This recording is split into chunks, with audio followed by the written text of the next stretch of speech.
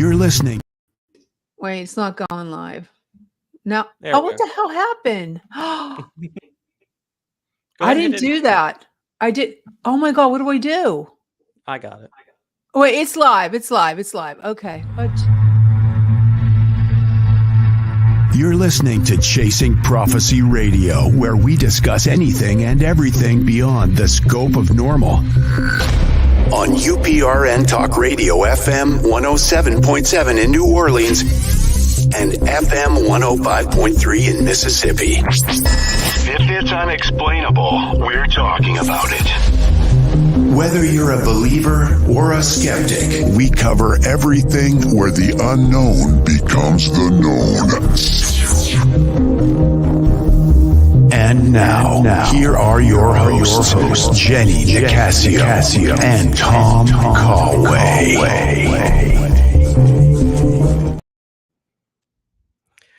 Hello, welcome back everyone to Chasing Prophecy. There's Jenny.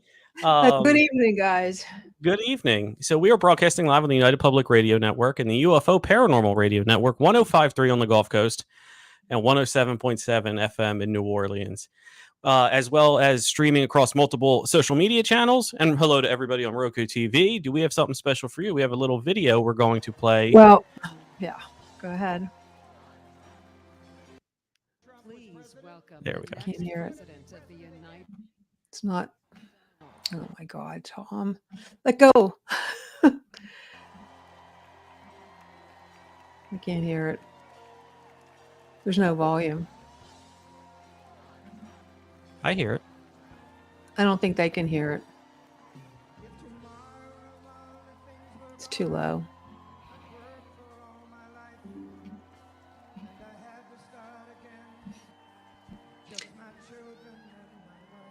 It's too. I wish we could bring the volume up.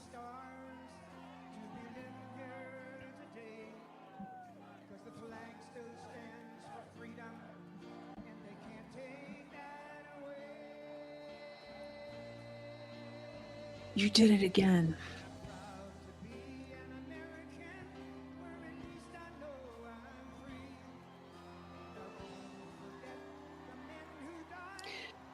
We're on the wrong TikTok again. You're on Chasing Prophecy. You were supposed to be on mine. No, I'm on mine and you are on yours. It's okay.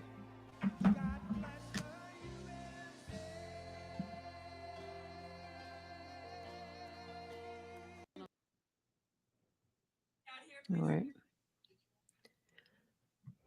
I don't know what happened, but anyways, it's never going to go right for us, I swear. No. It's there's you. You are live. Well, how come it's not showing it? Did you refresh the page? Probably not. I can't. Go ahead. So, thank you everybody listening to 105.3 FM on the Gulf Coast, 107.7 FM in New Orleans, as well as the UPRN Facebook and YouTube page, and on Roku TV. We have a wonderful guest with us today. We have a wonderful topic we're going to talk about, and of course, it's the Kecksburg Festival going on in Pittsburgh, right outside there. So we'll talk a little bit about the crash a little later. So Jenny right now is refreshing the TikTok on hers, and we'll get back to her shortly. But we have to talk about what happened over this past weekend. And, no matter what political alliance you have, no matter anything, you cannot have individuals taking history on their own and trying to end somebody's life in one way or another. It doesn't have to be political, doesn't have to be anything at all. You just cannot have that happen. So in a support of solidarity, that's why I'm wearing my red today. Jenny has on her memorabilia as well going on. And so we can't wait to discuss all of this going on. It's a wonderful time, a wonderful place. And we really, need to stop the bicker and anything and get back to talking about crazy things like UFOs and aliens and things like that. Jenny, great job. I see it's working perfectly now. Okay. I'll get it Because sooner or later. Sorry, we I'm not got a it. good We got it. multitasker. So we work with progress, not perfection here. We're never a first time anything, but that's No, we're wonderful that not. it's now working. I see it working perfectly. You know what So the problem was, Tom? There was 2 Chasing Prophecies on YouTube up, that's what it and was. It was and covering they the were wrong one. echoing at each other. Yeah, they were competing Okay. for each other. But we We're got working it. this down pretty smooth. It was only a couple minutes that it was actually, Well, the we'll get it debacle there. straight. We'll get it straight. Yeah, I'll get it straight. absolutely. But Jenny, I was just telling the audience why I was wearing my red. And why I was wearing my red today was the support for a man that nearly lost his life. And, through the grace of God, through quick thinking, a shot actually got fired off at an individual. Yeah. And more importantly, let's not forget the person in the crowd who Yes, passed away, and Corey. the other two who are seriously injured. Our Yeah. thoughts and prayers go out to their family as well. We can talk about the attempted assassination of Donald Trump, but we have to remember there also was somebody who did pass Yeah, away. most definitely. Family that You know, their life will never be the same. They won't. They won't. And sadly enough, their trauma was shared with millions because there's videos out there of him getting hit and falling to the bleacher and things like that. So, as much as we like to joke around and we like to talk and we talk about all kinds of cool stuff here, fun stuff on Chasing Prophecy, um, we do have to take a moment and reflect and let everybody know it's not okay to be doing things like this out in public. It's not Um, okay. It's never okay. No matter you're right. what, uh, you know, whatever. Oh, No matter Nikki, what. thank you. Yeah, red nails. Great. Support, solidarity, all that kind of good stuff. Um, so we have to get that out of the way. And feel free, Jenny and I are very active on TikTok now. And that's not a pun. We really are. We had an impromptu TikTok Oh Saturday yeah, it night, was right? good. And it was really good. We played some music. We talked to some people. We got a lot of people listening to us, and you get Mhm. to know us a little bit outside of this box of Chasing Prophecy. So, I would be remiss not to say I'm at Tom Conway. You see my name on the screen. She's at Chasing Jenny. You're at Chasing Prophecy. I'm at Gemma Love. Oh, at Gemma Love. And feel free to follow us on there. We'll do impromptu lives. If we have something planned, we'll try to announce it on the show. Mhm. But feel free, we can talk about a lot more things than what we do here. And we're not banned, so that's a promising thing, Jenny. Yeah, you know what? Though unfortunately, I am still not live, but that's okay. I'm on Chasing Prophecy. You're I not can live? see it. No, I'm live. We're Chasing Prophecies live, not mine. So we You have to you are. figure. Yeah, you are. That's. Is it say Gemma Love? Gemma Love. Remember, you have to be on a different account to see your live. Okay, we'll do that again. We'll see. Let me see But if you're no, right. just know it's working now, and I have it in front of me in case Okay, well, anybody. I'm gonna go on a different account because I have like multiple accounts. I have a multiple aliases. She's a catfish. She has boyfriends from all over the country, Okay, Canada, Mexico, okay. Bolivia, You're even. smart. You're smart. So, but how about we get into more of the fun stuff when we start talking about our guest, huh? How Yeah, about I let's read talk a little about bit of some that? angels. Let's talk some angels. Let's talk about some angels. That's a good segue. All right. The driving force behind Dr. Scott Guerin's life has been his passion for unraveling the mysteries of God, the universe, and Source, an intricate tapestry of their relationship with humanity. A distinguished author, educator, and retired healthcare professional, Scott is committed to the exploration of spiritual development. With 2 master's degrees and a doctorate in human development with a focus on spiritual development, Scott's journey has been a remarkable one that delves into the profound realms of the human spirit. His popular Angel in Training series describes how society has begun to shift from organized religion to spirituality. Through it, Scott shares his experience over a decade of pursuing a spiritual life, resulting in 3 books, A Spiritual Journey, and 12 Lessons that document his journey to spiritual freedom. His conclusions are that we are all angels in training, eternal, connected, and capable beyond belief. His new book, Looking for Angels, A Guide to Understanding and Connecting Angels, was written by Dr. Guerin and renowned intuitive Nicole Bigley. This book shares the history of angels throughout religion, science, and psychology. In addition, Detailed instructions are provided to help you connect with your spirit team. Without further ado, let's bring in Scott Guerin. Scott Guerin, correct? Am I saying that correctly? That is correct, and thank you. I got to send out a shorter bio. It's too long. Oh, it's okay. But anyway. I mean, I passed the SAT, so I can go ahead at fairly normal speed. Yes, thank you. Barely. Yeah, barely Better is than right. me. Better than me. Oh, well, Right. Jenny, you don't have to be when you're a catfish. So Okay. Oh, you're gonna get it. I swear to God, I'm gonna kick your ass. I know she is. She's going to wind up and clock me one. But Scott, again, thank you for being on. Nick, Jenny, and myself are both authors. We know what it's like, and Sure. I really admire your drive because again, we know what it's like to put a book out there. So, I guess my first question to you is, how did you come about to write this book?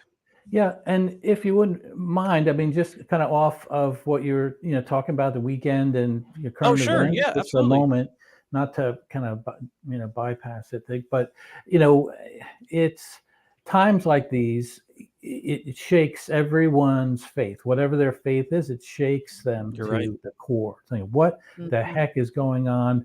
The God that I believe in is supposed to be like in charge, but these things happen, and I know. it presses you. And so I came across a book lately. It's called A Deep Hope, and it's based on Eastern philosophy, but briefly, it's about that we need to make sure that our hope is not tied to specific outcomes, meaning Mhm. that God, the universe, does not rectify and reconcile everything in this day, this week, this month, and that to keep our faith, to keep hope alive in ourselves, and know that it's more of a journey of hope than a outcome that's happening, right now, or You're this right. year, whatever it may be. So, and it kind of ties into the reason why I came to writing this book. But I just wanted to get that out there to say that keep hope alive. There is something larger than ourselves. There is an outcome that You're everyone right. will like, in not only in the near future, but in the distant future with humanity. May not look like it now worldwide, Mhm. but there is a plan in place, I believe, to tie us all together. You're exactly right. We do want that instant gratification, don't we? But we do Yeah. have to take a step back and see what's the larger thing at play here, because we're a reactionary species. Yes. So yeah, just wanted to throw that in on top. But yeah. So Yeah. how did you come to write the book? Yeah. So, briefly, I've been chasing after a connection with God, Spirit, the all that is, whatever you want to call it, since I was 13. And I was raised in a Lutheran church, and Hmm. um, and we were going through confirmation classes, and the confirmation classes were in seventh and eighth grade. And my brothers and sisters told me, all right, the first year is fine. You just go to classes. The second year, you have to you have to take sermon notes and turn them in. And so I was so into it that I started doing it a year early. I started because I wanted to, I didn't care about the, liturgy and all this stuff, but I was zeroed in on the minister and his messages every week, like, like air, like I was drawing. So I took notes the first year, filed them. Second year, we had to turn them in. So I took notes again, and I noticed like the third week in, like, wait a minute, yeah, this sounds familiar. So I looked back at my notes, and it was the exact same sermon from like about a year earlier. And then I let it go, figured, well, who knows? I let it go, and another one came up. So I'm like, oh, there must be some reason. Maybe God told him that we had to learn this again. We didn't get it, Hmm. And so I got the nerve to, catch up with him after a sermon one week, and I said, Pastor, I noticed you're repeating sermons, and I just wanted to know why. Like, what is the reason you're doing this? And he put his hand on my shoulder and he said, Scott, this is a tough job. and right then, like my world kind of cracked. Like here, my lifeline to God was treating this as a job, and as nice as he was, that like it wasn't what I was looking for. So that kind of spurred me on to seek out a connection with God through all the different, a few different, Protestant religions. Ended up at the Presbyterian Church as an elder and taught Sunday school. Even though I was doing that and wholeheartedly doing whatever I could to get that connection and maintain it, my personal life fell apart, divorce, financial ruin. And then I'm like, hey, I'm a freaking elder. Like this shouldn't happen to people like me. And so I got out of that, a very dark time for me. I got out and then threw myself, as much passion as I did in religion, I threw myself into psychology and just started studying the mind and how that relates to spirit. How do people perceive reality? What, where does the mind reside? Like all these types of things. Got into crazy stuff like, distance healing and even some UFOs, that type of thing. How do people visualize and, what's the difference between hallucinations and delusions and all these things. And for a number of years, I was deeply into meditation. That's kind of where it took me to make my connection that I was after into meditation, a variety of different techniques.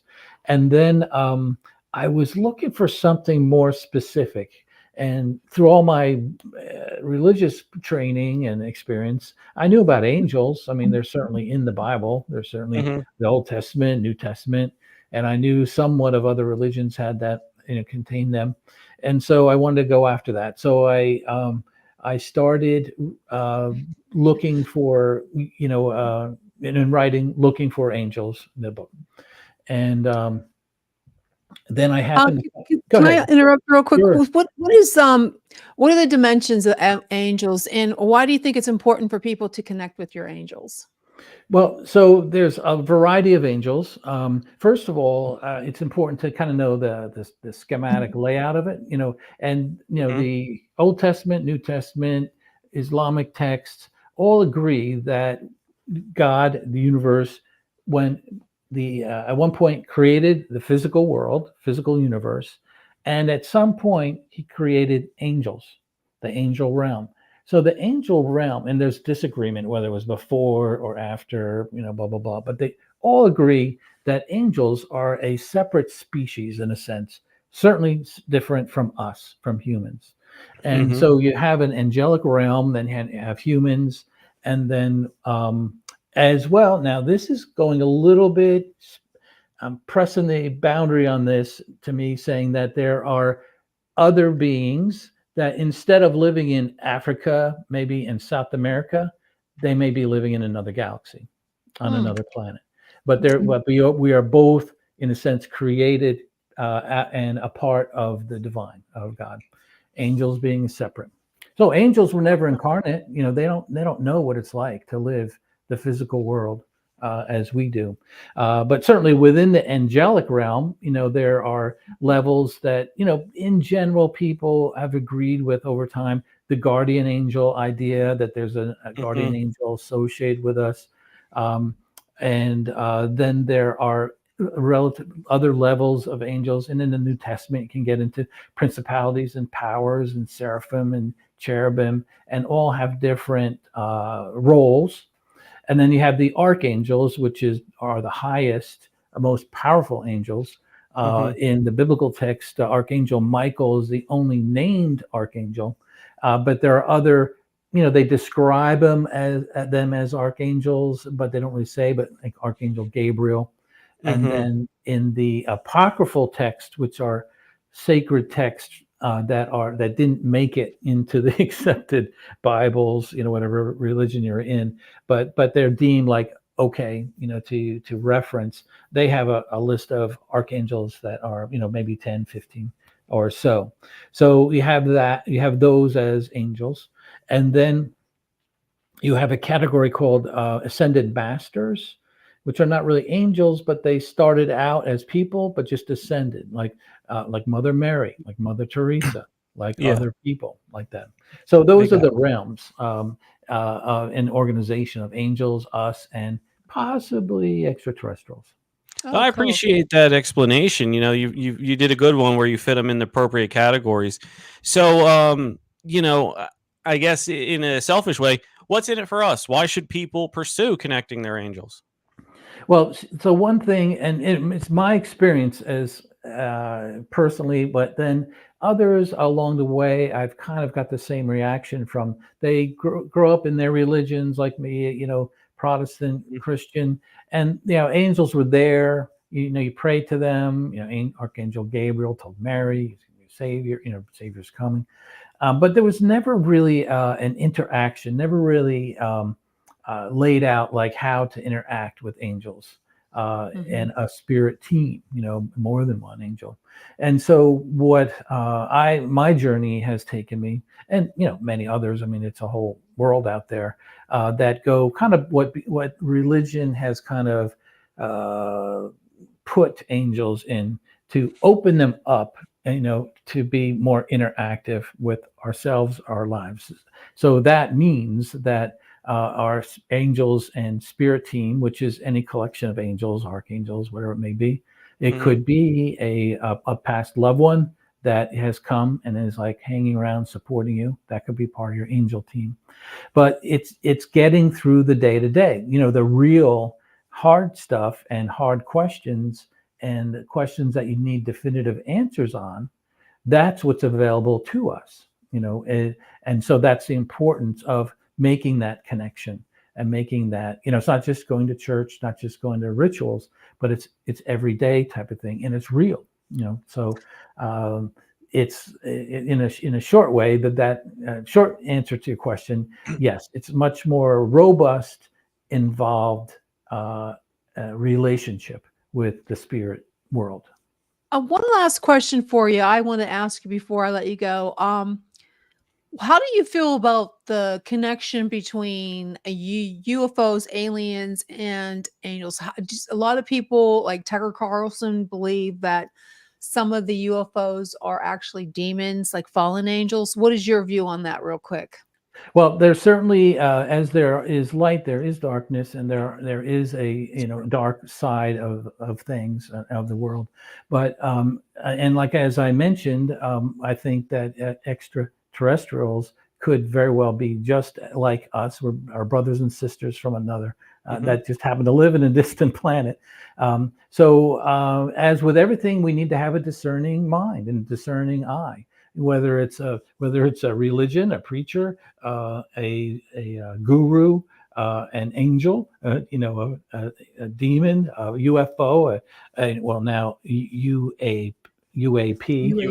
Yeah. There are some that can be good and some that can be bad. So we have to have discerning eye and mind, and not immediately, to me, people like think ETs, and that's why I'm talking more openly about it, because I'm like, all right, let's call it, they're out there.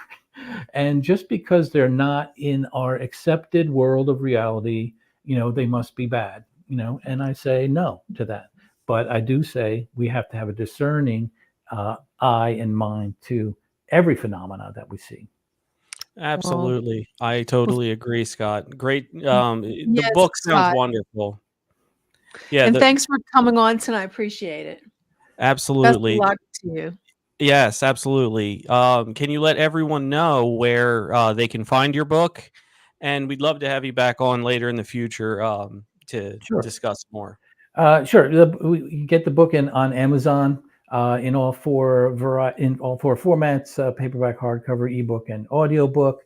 You can go to the book's website called lookingforangelsbook.com, and you can get a hold of me at angelintraining.org. Excellent. Thank you so much, Scott. Everyone, go buy the book. I'll be interested. I'm going to purchase it. You'll see one from Eastern Pennsylvania on your little map. So Thank I you. Thank appreciate you. everything. Thank you so much for your time. Look forward to talking to you again. All right. Take care. Thanks. Yeah, bye. Okay, So, that was a good interview. I have Stan on the line, so we're just going to do a quick intro for him. Okay, researcher Stan Gordon.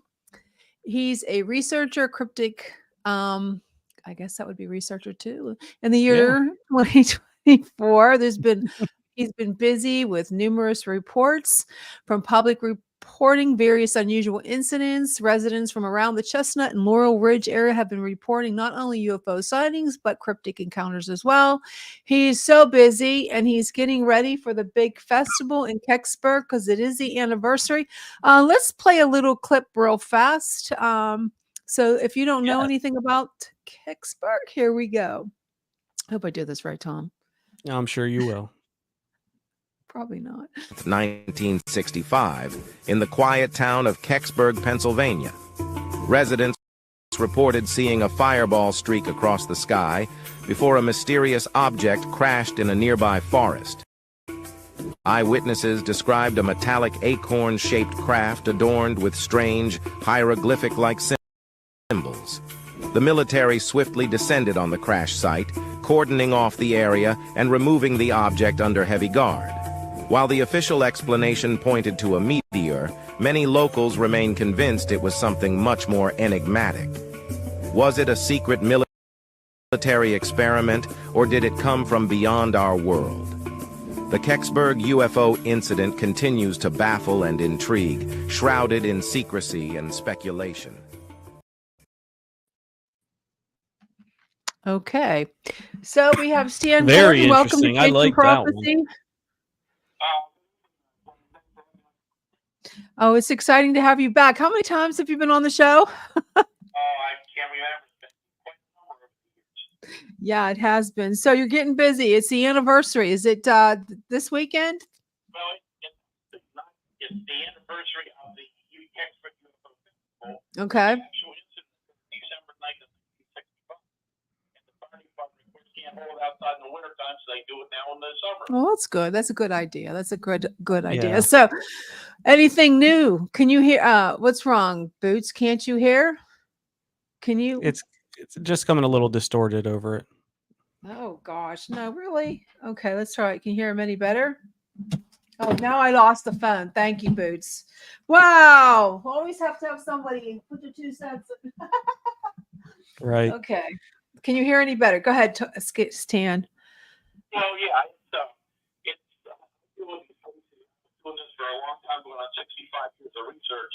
My hotline's been open since 1969, and I'm telling you, it never stops ringing with calls. I'm around every year. Of course, a lot of email reports now. And this year has just been very, very steady. It's very interesting. Over the years, talking to literally thousands of people about strange, unusual occurrences here in Pennsylvania, and a lot here in Southwest Pennsylvania and the greater Pittsburgh area every year, including recent weeks.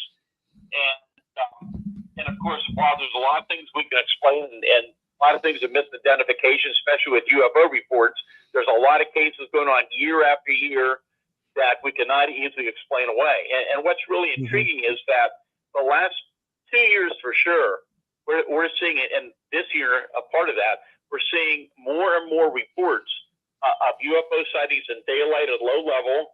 We're having more and more Bigfoot activity, encrypted activity in daylight at close range. And if you go to my website, stangordon.info, you'll see some photographs of some of these objects. The government calls them now, of course, UAP, unidentified anomalous phenomena. But a lot of the reports are very similar we've had around the Pittsburgh area, well, actually for years, but more and more in recent years, these large, solid, cylindrical, wingless objects that in many reports just hovering in beautiful afternoons at low level and just fading away and gone, not accelerating, leaving, just fading away and gone.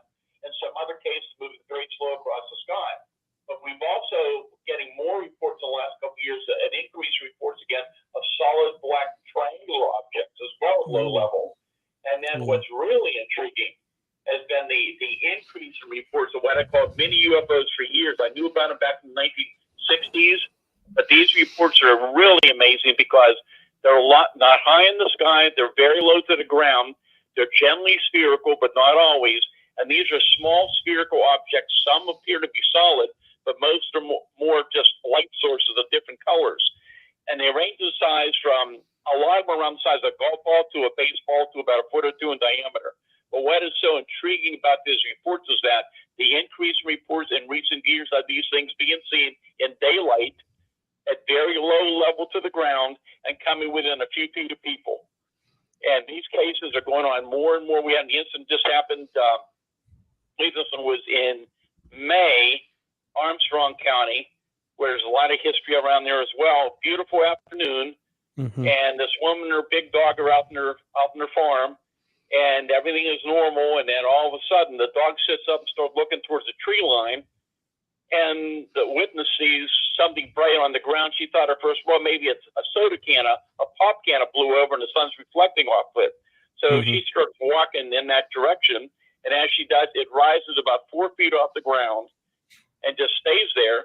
And as she gets closer, she sees it's a perfectly round bubble spherical object, several inches in diameter.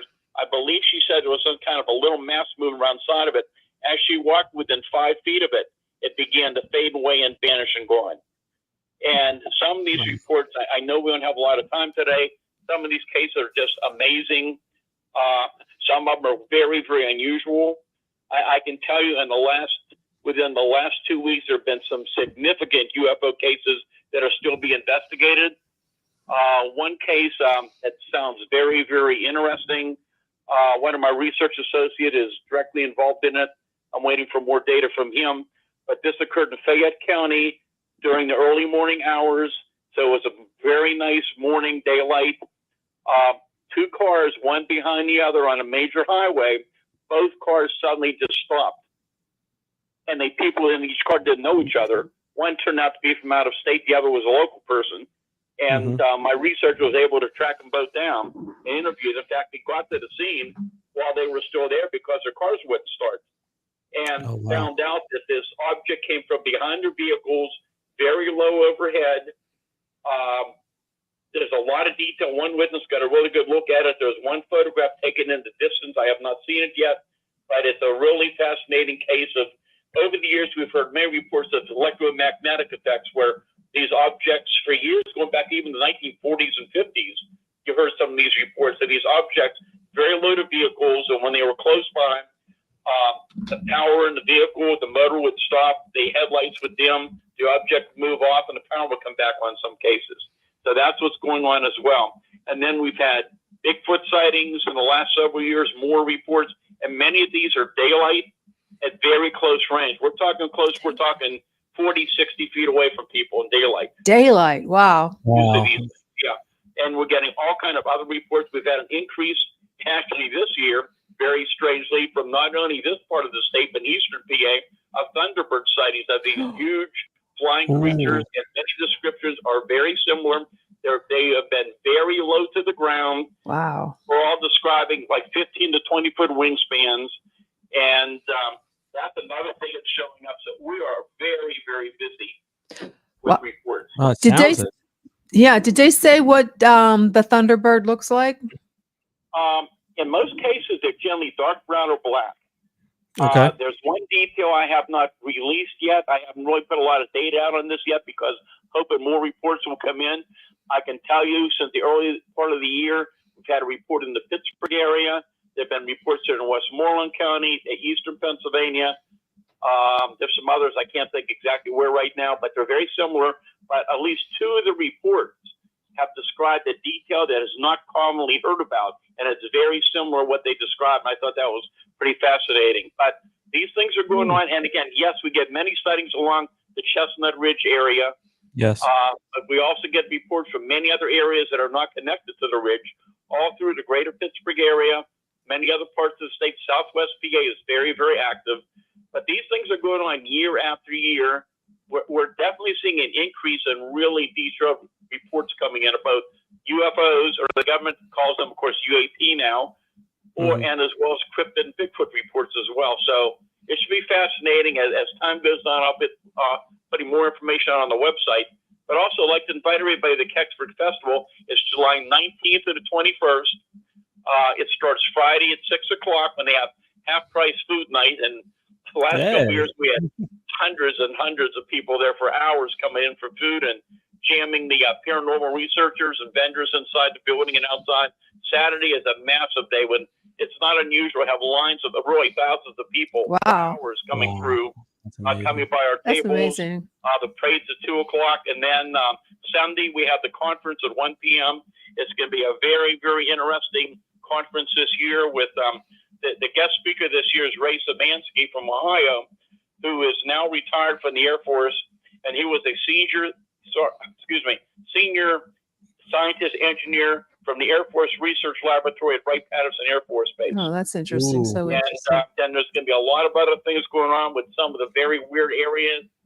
Investigation going up in Fayette County for years. That's an area like Skinwalker Ranch where very weird UFO, Bigfoot, cryptid stuff's been going on even in recent weeks. And these teams up there have some very good instrumentation. A lot of this has been documented now. They'll be doing a presentation on at the conference. So you've got a lot going on. You can go to my website, stangordon.info, for more information, by the way. So Stan, we have a little bit of time. We have until what time, Tom? 8:05. 8:05. Yes. So to tell me, okay, so at the festival, so you have the conference on Sunday. Is there any speakers at all on Saturday? No. No. We do all conferences held Sunday only from 1 till about 5 p.m. Did you have how many speakers do you have? This year it'll be Ray I just told you about. We're going to have a team of researchers who have been up in this area in Fayette County investigating the strange area. So you're going to have several members from the Pennsylvania Bigfoot Society and the Fay West Paranormal, and these are very experienced researchers with some very high-tech equipment. And they're very skeptical that they will tell even their own personal accounts. I can tell you some of these researchers have known me for years. I talked about these small balls of light, which, again, historically, while they're being seen in many areas, historically in Pennsylvania, now all over the country, in locations where we have a history of Bigfoot encounters, you're getting more and more reports from researchers and witnesses who are seeing this strange light phenomena or these balls of light below the ground. And in some cases, in more recent years with some of these folks, these things came out of the woods within a few feet of them. And I can tell you, I think it was quite a life-changing experience for some of these people. Well, let me tell how big are the lights? What colors are they? Okay, well, again, they vary in size. What I found out years ago is that the smallest is about the size of an oversized firefly, but most of them are around the size of a golf ball to a baseball to about a foot or two in diameter. And they're generally bright light sources. Sometimes they're just very luminous colors. Some are more transparent. And some of the reports we've had in the last few years, people were seeing some type of a mass inside of them. They're that close to them within a few feet. And I also wanted to mention, by the way, to get off the subject, also Kevin Paul, who is a paranormal researcher from Greene County. He'll also be speaking at the conference this weekend. Oh, good.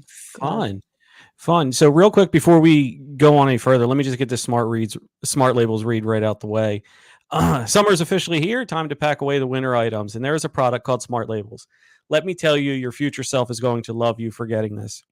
Here's how it works. You buy the Smart Labels QR code labels on Amazon and stick them on your storage bins, boxes, totes, anything that closes and you can't see what's in there. Download the Smart Labels app from either the Google Play or iOS App Store. Scan the QR code and catalog all the stuff going in the bin with a name, description, or picture. Then months down the road, when you were looking for the thing you know you stored somewhere, you can just search the app and it will tell you where you put it. My summer or winter clothes, bin 7. That purse that came back in style, oh look, bin 5. Seriously, people are calling this organizing magic. So if you are doing some spring cleaning, getting ready for a summer move, or just wanting to get organized, you need to check out Smart Labels on Amazon. That's Smart Labels, one word, to get started with your Smart Labels pack today. All right, sorry about that, guys. Go ahead, continue. So tell me, Stan, so the lights are like golf ball size. They're clear light, they're like not like colored lights. They're just like regular, like a yellow warm light. No, they could be different colors. They could be orange. They could be green. Blue is very common, a dark blue, white. So there have been variations in the colors. And again, some of these cases are amazing. So let me since we have a few minutes, in 2022, we had the biggest surge of these cases ever in history here in Pennsylvania. And I'm sure we don't get a lot of data around the country. We're aware of these things going on all over the country. but I'm hearing an increase in reports from other researchers around the country that here in PA, we had significant cases in 2022. And just to give you an example, in October 2022, up in Fayette County, one of my research associates, Jim Brown, investigated it. It was around 6 o'clock in the morning. It was a cold morning. The woman of the house woke up to find her husband sleeping on the porch in his robe and slippers, which he would never do. She had trouble waking him up. And when he awakened, he told her that he went outside to get the newspaper just been delivered.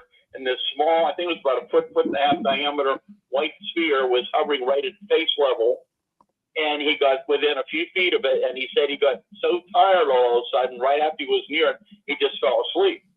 So 3 days later, outside of Ligonier, in an area where we're getting lots of reports of strange things for years, and even in recent weeks and months from other people, 2:30 in the morning, this woman's awakened to go to the restroom. So she comes out of the bathroom, and about 5 feet away in her living room is this about a foot and a half, 2 foot diameter dark blue sphere with a dark mass moving around the side of it. She remembered taking one step towards it. She felt like a slight electrical jolt. And then she said, I got so tired I couldn't stay awake. And she said the next day she felt very weak, very sickly. And she told me, she said, I'm an insomniac. I don't fall asleep. So for her to have that same type of physiological effect within 3 days was very, very interesting. But now I've known about these small objects for years and years, and you hardly ever hear about it. And it may well be one of the most important part of the UFO mystery that you're hearing very little about. You're starting to hear more about it on some of the TV shows, and I do a lot of podcast interviews. You're hearing more and more about these on a lot of the radio podcast shows now. But this has been going on for a long time. But I've had incidents over the years in Pennsylvania where these things have paced vehicles. I've had them enter people's windows, homes and cars through open windows and go right through the walls of the house of the vehicle. I've had them tap up people's living room windows in different areas around Pittsburgh. And a lot of this, again, is daylight activity. So a lot of these things, again, are going on. So I told everybody, keep your camera phone handy because you never know. We've been lucky. We've been getting some photographs. We're getting some security camera and game camera photographs in of different anomalies as well. So there's a lot going on. And if anybody wants to reach out to me, they can call me confidentially at 724-838-7768. There's other contact information, a lot of reports on my website, which is stangordon.info, stangordon.info. Great. Thank you for that. One last question, for me anyways. Has there been any updates to Kecksburg? Any research that they've done? What do they have any idea at this point in time of what? Well, what's unfortunate is it's going on 59 years this year, and many witnesses have passed away. And there's still others around, but a lot of them, of course, are up in age now. More and more people forgetting. There's still quite a lot out there. And it's surprising, even last year at the Kecksburg Festival, I think 5 or 6 independently over a 3-day period came up to me and didn't even think much about it. Said, "Yep, I'll never forget that night. My parents brought me out here when it was over the radio. Something fell, and we saw all the soldiers out here. They were blocking off the roads, and they all tell the same story. Some saw the flatbed truck with the dark object coming out from the area that night, and that's what we still hear. So we hear these reports. I can tell you, I have gotten some interesting tidbits over the last couple of years. At some point, I think I'll probably be, as I can verify certain details, hopefully, I'll bring some of this information out. I can just tell you, it's a fascinating story. I've always kept an open mind what the object may have been. There have been theories for years and years from the time they had it. What you got to remember is, and this is well documented, about 4:47 p.m., multitudes of witnesses in the greater Pittsburgh area were jamming radio, TV, newspaper offices, police departments, all through the greater Pittsburgh area, reporting seeing this fiery object going across the sky. So what we didn't know at that time, for years and years, it took me a long time to do this. I tracked down hundreds of people who were involved. And this object, we now know, came in from the greater Pittsburgh area. It moved into Westmoreland County. It moved over to the city of Greensburg. No, I did not see it. It moved out roughly out around Route 30 East. It made a turn to the south. So it's seen sequentially by people from, let's say, around Marguerite, Pleasant Unity, Norvelt, goes out to the mountains of Laurelville. No, it did not fall in Kecksburg. It was outside of Kecksburg.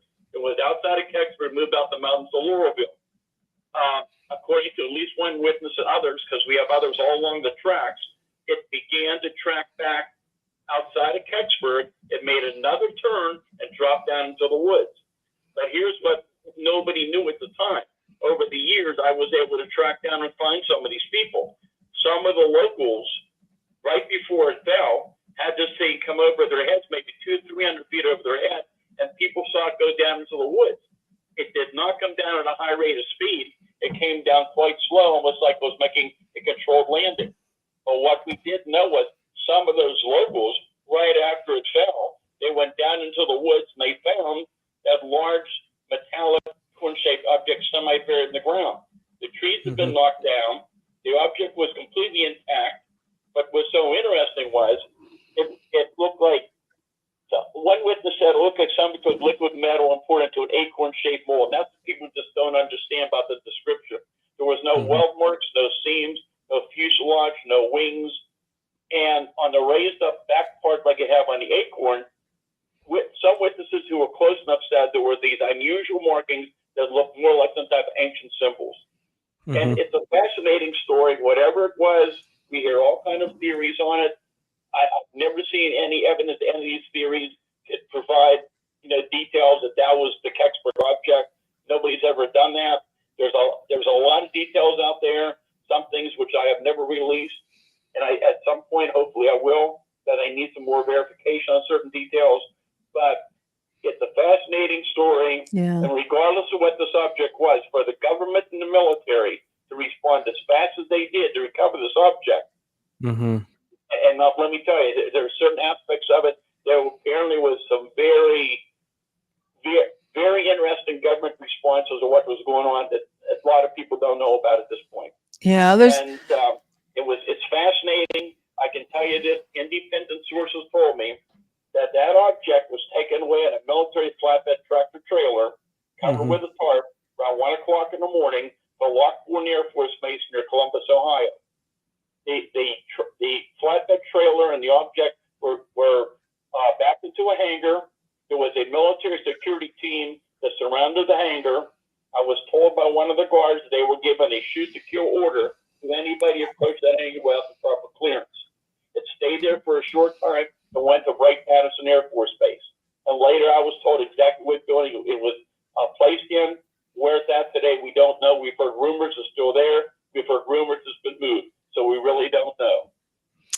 Yeah, there's a lot of skeptics out there still that still think it's a Russian satellite. Unfortunately, I don't know. Well, there were many, many theories. I can just tell you this. Back years ago, and tell my memory, it's about 2002 or 2003, and you can go online and you can find detailed reports on this. I think I still have some links on my website to these reports. The Sci-Fi Channel at that time provided a major investigation of the Kecksburg case. There was a huge investigation.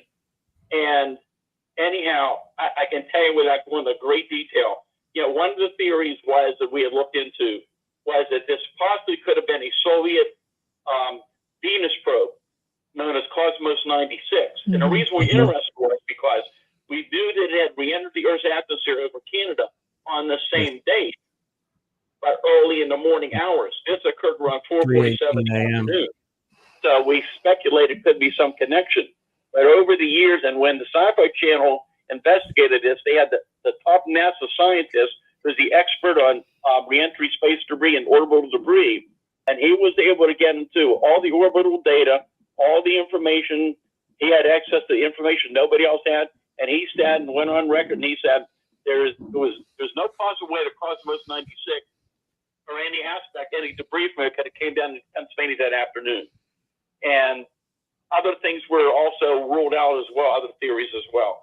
So there's a lot of interest in this case. What it was, nobody still knows for sure. Maybe someday we'll have an answer. Now the government has an office investigating UFO sightings. There's legislation to try to Mhm. At least release certain information, declassify certain details. Some people are hopeful that maybe we'll learn more about the case, and we'll just have to wait and see what happens in the months ahead. Okay. Well, there you Okay. go, everyone. That's Stan Gordon. He's going to be at the Kecksburg Festival, the UFO Festival in Mount Pleasant. Is that Well, right? it's Kecksburg. It's in Mount Kecksburg. Pleasant. Okay. And it's actually, I believe it's 5128 Water Street.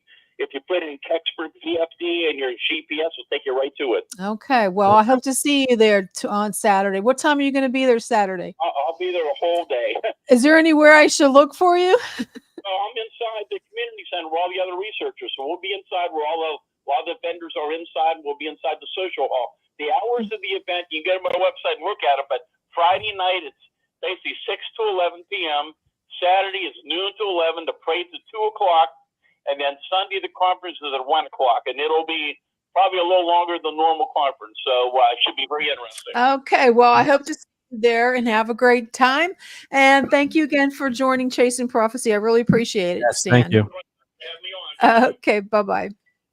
Wow. Yeah, So- no, I mean, he's a living legend, right? You know, in your area. Yes. We have had him on so many times, and he gets into discussions, and we have one, my former co-host John Ventry and him always get into it because he definitely thinks it's a satellite. Well, you know, you can draw comparisons. I can see why people are saying that it re-entered the Earth's atmosphere over Canada. However, the time is nowhere near. It happened at around 3:18 a.m., whereas this happened 4:47 p.m. So 13 hours have gone by. You know, conceivably would be if something else was on it that was still up there, it would fall in a different area, even if it Yeah. was a part of it. Another part is the Russian probe and Cosmo 96 was well bigger than what this object was purported to be. Mhm. This was talking about, look, if it can fit on the back of a military flatbed, it was 8 foot to 10 foot long and around 6 foot wide. Now, the satellite would have been, you know, much larger, 3, 4, 5 times as large. There's no way. Now, the people that he was talking about that were on site and saw that first Mhm. were volunteer firefighters. Yeah. Now, a bunch of men who thought it was a craft, thought it was like an airplane. They wanted to help out anybody. I'm going to trust their judgment of measurements, firefighters who are trained, you know what I mean, into knowing, eyeballing things. I wish there was a movie about Kecksburg. I mean, I don't think I've ever heard of one, seen one. If there was one, I don't know about Let's it. get to writing. Let's get to writing. Okay, let's go ahead. Let's do it. Yeah, I don't care. We can have Stan be our, what do you Yeah, call the them? scientific expert behind everything. Yeah, we should. We should definitely. I would we do should it. definitely- We could Hell put it yeah. together in a weekend, honestly. Yeah, let's do it. I'm down. Yeah, Especially with our fellow and the funding network, who loves us, so maybe we'll be able to. I wonder when that's going to happen. Yeah. Oh, July, the end of the month. Okay, we're almost there. Almost there. And also, I got you on IMDb as the creator and host of this. So if you IMDb yourself, you'll be on there. You just have to, you have to change from the gray silhouette of nothing to whatever picture you want. When is it? I don't even. Do we have a profile on there yet? I don't know. I don't think so. Yeah, we do. I was trying to find the website. I couldn't find it. But IMDb. no one knows what we're talking about. No. And then we. Nobody knows what we're talking about. No one knows what we're talking about. Well, that's their fault. That's our secret. That's our secret. Yeah, our wink, wink. But Kecksburg is Pennsylvania's Roswell. It is the second biggest UFO crash in the country behind Roswell, right? It has all of the elements, Jenny. It has the cover up, it has the crash, it has ordinary people seeing all of this. It has the fireball from the sky. It has and I'm looking forward to the festival. I went once before and it was how fun. long ago? Oh gosh. Oh, I don't even know. Maybe 6-7 years ago. Oh, so it's been a little bit. Okay. Yeah, then I haven't been there in that while, so I'm hoping taking the family, the grandbabies, let's get some That alien should be fun. If you paraphernalia. go live Yeah, Saturday, I'm gonna have my phone on live, and I'll try to talk. It's yeah. gonna be hard. I won't have it on myself that much, but I'll have it on what's going on so people can see. Yeah. So hopefully I'll get to Because it happens every do a year, quick. right? So if they like it, they can make plans to go. The airport's Yeah, right there. People can come in. It's a yeah, great. I've heard it's a great festival. I've actually talked to yeah, somebody who's been there, but yeah. yeah, we need more of them. We need more of them. Hmm. It's where people of our mindset meet a lot of time, and we always have a good time. I always have a good time at those things. Yeah. So I'm hoping things calm down a little bit with the rhetoric and everything that we hear Yeah, with Donald Trump, President Trump.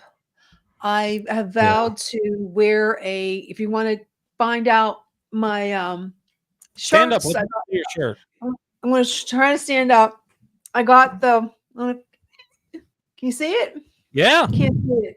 I I see it. have it. I They have, know what it is. I'm going to put them all in my TikTok, I have a Amazon store on my TikTok page. So if you want, Yeah, I have good. so many. I'm going to get some more. In 2016, I wore a Trump shirt every single day, the whole year. Really?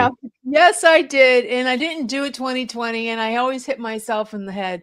Maybe if I would have worn, yeah, that's So you were the sole reason. yeah, that was the sole reason. The Oh my universe. goodness. Yeah. No, I did it. And well, but think about it. If you wore a shirt every year and then they lost, you feel really guilty. I know I Oh, had Joe, nothing we to do love you with it. too, man. I had nothing to do with it, but I was a very good, loyal Yeah, you supporter did of a good Donald job. Trump. So I started yesterday. I'm Mm. going to wear a different one. I have 7. I'm going to have 7. Right now I have one One for every sweatshirt, day one of the other week. shirt. I have 2, 3. I only need 2 more. So I Okay. just keep washing them, and I'm going to do it unless I go out somewhere. If I'm just hanging out with myself and, go to the grocery I hear store, I you. wear it. But if I have to go somewhere, to dinner or a movie, or you just to You watch reel a it ball. in? What did you just say again? I thought you were I said, being did bad you again. reel it in? Oh, No, I mean, like, did you reel it back in so you don't wear that stuff out? The oh Trump yeah, stuff. wash them. I'm not gonna not wash them. You're so weird. But I, I will get I a am couple weird. That's more. true. I got my scam pages. What did you say? I was a Eh, scammer? Oh no, that was a catfish. Definitely not a scammer. You might be a catfish. We'll have to see. Nikki needs one. Nikki, follow her on TikTok, and Yeah, you if you can go in see. my TikTok, I'm gonna put them on tonight. I got so many of them. I got a tank top. I got a black and white one. I got this one. I got a rhinestone Trump shirt. I got The the rhinestone one I hat always. too is pretty cool. I like the hat. I got 3 hats Yeah, actually. I like that hat. But yeah, I'm a supporter, and I'll probably Fashionista. I have a big sign that I am voting for the convicted felon, but my family is worried that they might get. Well, one year I got my sign. Someone burnt it. Did you On know your they had enough property? on my property? Well, no, I didn't. I didn't know that. Somebody came on your property and burned your sign. Yeah, we woke up and there was all these burn holes. They tried to burn it, they got I guess because it was a certain kind of plastic that didn't really burn, Yeah. but there was all these burn holes all through it. Some idiot, some crazy. Oh my god. Yeah, and That's then I was gonna put a that's sign in one of my friends' home because she's a Dem, and I was gonna stick it in her yard. yeah. She'll know it's me. See, here's what you do: is you vouch for where your whereabouts are some way, and then have a friend do it. She would know it was me. She would know. She would know. She would know. I told her I got her one. Told her I got her a shirt. Like she's gonna say, "I'm not wearing your shirt." Oh gosh. She's not gonna wear my shirt. Tell her grow up. Yeah. So that's what I'm gonna do when I get off here. I'm going to go load up my shirts on my TikTok. What do you call it? The Amazon shop. Yeah. storefront. Shop. My Amazon Mhm. storefront, and then I'm going to post it on. I'm going to take a picture and post it, and then I'm going to watch some of the convention. Yeah, tonight. And yeah. Remember, Thursdays when he Oh, I'm speaks. sorry. Thank you so much for the wonderful review from the sky. Oh, it's Thank you so it's my much. pleasure. It's a wonderful book, and I'm not just saying that because we're co-hosts. I am a fan of literature, and it's a wonderful book. It's got me hooked. And we just need to read more. About it. I can't wait. I'm eagerly reading. I hope, I hope and pray things work out for it. So if you are out there in Radio Land in Mississippi or New Orleans or Russia, where else we do, I think we did broadcast in Russia. I know we Yeah, did. they can hear us. Yeah, you can order them in UK. Actually, I think it's in the UK. You can get it on the UK too. I have wonderful Yeah. reviews from the UK. It's From the Sky. It's a story about a little romance between a young girl and an alien. Sort of like Twilight for Yeah. aliens. Yes. And, Basically an and alien. very good, very entertaining book, very well written too. Jenny's a wonderful, wonderful author. Oh, you're too kind. And my head's getting bigger and bigger, and we're over time. Well, we're gonna get yelled at. We always get yelled at. I do, Yeah. anyways. Okie dokie pokey. Everybody stay safe. Yes, What did you say? be kind to one another.